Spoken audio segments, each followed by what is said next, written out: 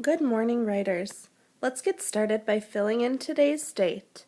And today as a writer, I am working on drafting a literary essay. Today is the day that we get to look through all of the evidence we have created and then cut and combine those different parts so they fit together to make an essay.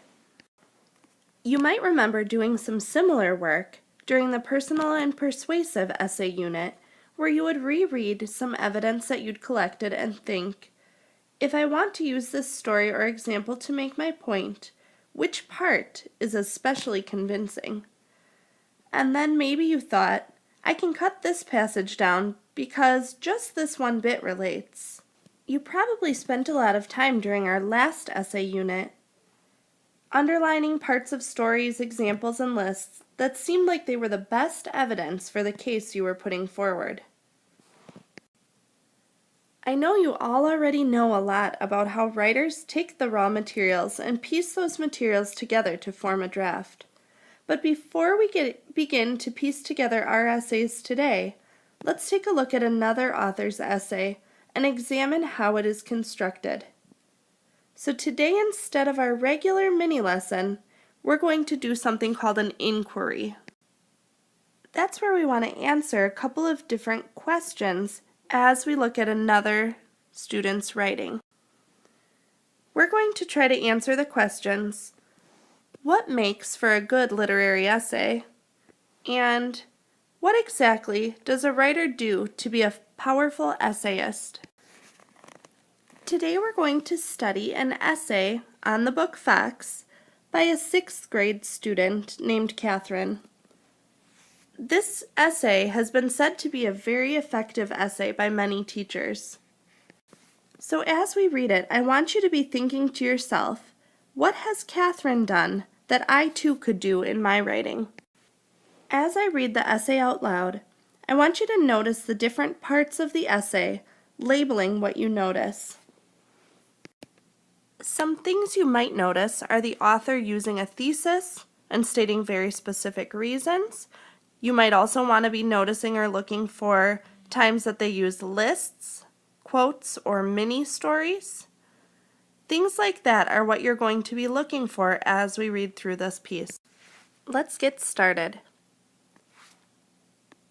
In the book Fox by Margaret Wilde and Ron Brooks, the character Dog is a good friend. He is a good friend because he is caring, because he never gives up on his friends, and because he sees the good in people. Let's stop here, and I want you to mark up anything that you really noticed that this author was doing very well. All right, let's continue with the second paragraph. One reason Dog is a good friend is because he is caring. Dog cares for Magpie's body when she is hurt during the fire. He cares for her emotions when he tries to cheer her up. And he cares for Fox when he needs a place to stay. At the beginning of the book, Dog is a caring friend to Magpie when her body is hurt from a fire.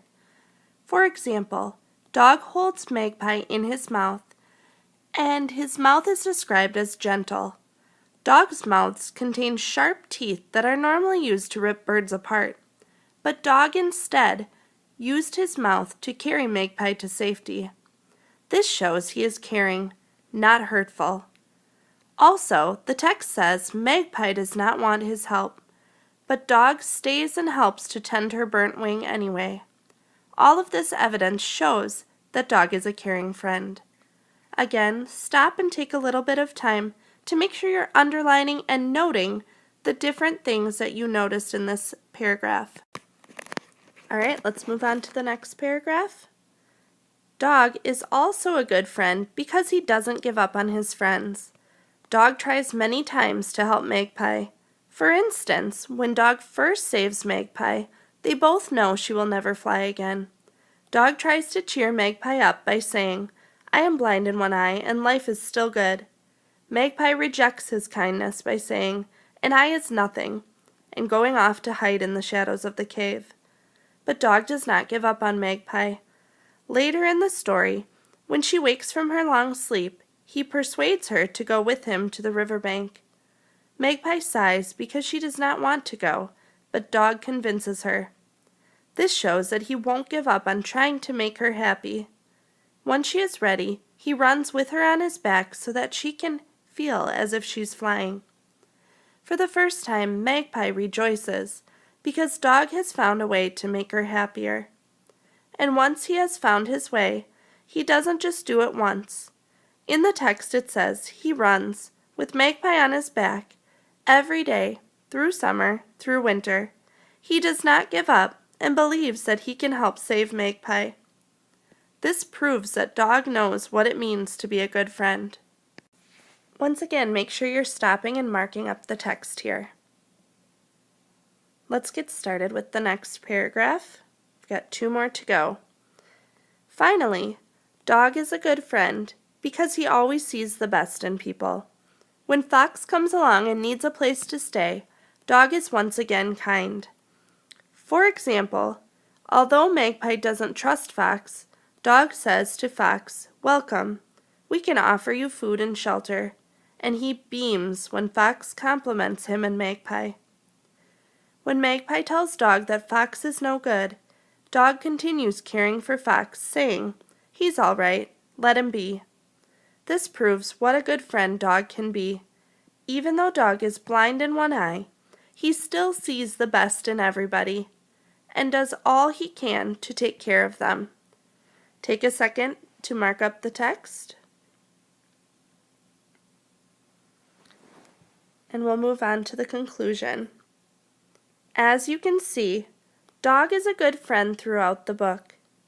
He is the kind of friend most people would hope for because he cares, he doesn't stop trying, and he sees only the best in people. At this time, partners can turn and talk about what they noticed, and then you can share out as a class. Writers, remember that you all have resources like this one that give you an idea of how you can start writing your essay once you go through all of your evidence and decide which is best and which you think you're going to use. Remember, paragraph 1 is our introduction, and we want to hook the reader. Don't forget that because this is a literary essay, you will want to make sure you say what the name of your story is and who the author is who wrote that story. Then, you'll want to make sure you include your thesis statement and list all the reasons just like it has in bold here. Paragraph 2 will be about reason 1. So you'll restate your thesis and that reason, and then it gives you some ideas for what you could do. You could say, for example, tell a fact, tell a short story. So those would be our quotes, our lists, our short stories. Then we move to paragraph 3, which is our second reason. So another reason that our thesis is reason 2. And then again, we'll tell our quotes, our short stories, our lists, whatever works for our essay. Move on to paragraph 4 about reason 3. And then paragraph 5 is our conclusion, and we want to make sure we restate the thesis and 3 supporting reasons, and then add in something else. Add in a little bit of something for our reader to think about. Make it a great day.